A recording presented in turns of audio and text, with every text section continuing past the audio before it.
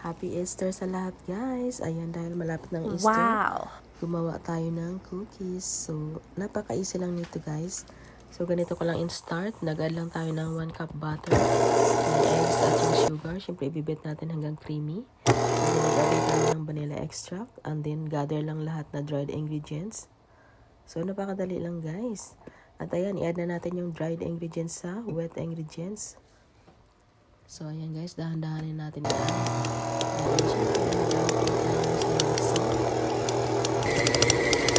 So, hanggang makuha natin yung texture na ganyan. So, napaka-perfect ng ating dough. Ayan, tingnan nyo naman yan. And then, ilagay natin sa plastic wrap kasi ilalagay po natin yan sa fridge guys ng few hours or overnight. Then, after overnight guys, ganyan na yung ating dough. Siyempre, gagamit tayo ng rolling pin at yung ating cookie dough cutter. So, gumamit lang tayo ng bunnies or carrots at yung ating eggs. So, it's up to you guys kung anong mga shape yung inyong gagamitin. So, medyo mahina yung ating voice over guys kasi masama yung aking pakiramdam. Kaya pasensya na kayo sa aking voice over.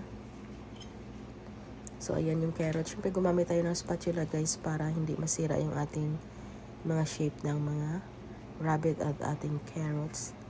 So, napakadali guys. Tingnan nyo naman yan. Ang cute ng ating cookies. So, nag-preheat lang tayo ng oven for 350 Fahrenheit. And then, bake natin ng 10 to 12 minutes. And then, after nyan guys, ganyan ang itsura niya.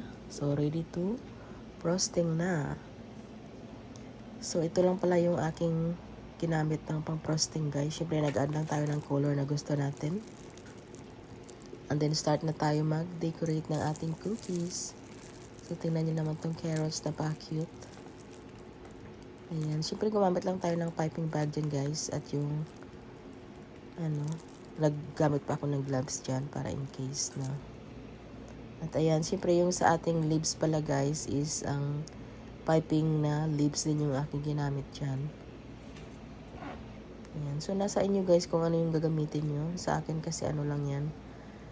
Para lang, magawa ko lang yung aking cookies. So, napakasimple lang ng mga decoration ang aking ginawa. So, nasa inyo guys kung paano nyo i-decorate yung mga cookies nyo. At ayan, meron din tayong rabbit, syempre. At ayan, nalagyan ko na siya ng mata at yung ayun. Ayan. So, try nyo rin guys, napaka-cute, lalo na sa mga kabataan. I'm sure magugustuhan nila ito. Ayan. At ayan na guys, tapos na tayo mag-decorate. Tingnan nyo naman yan, napakaganda ng ating mga cookies.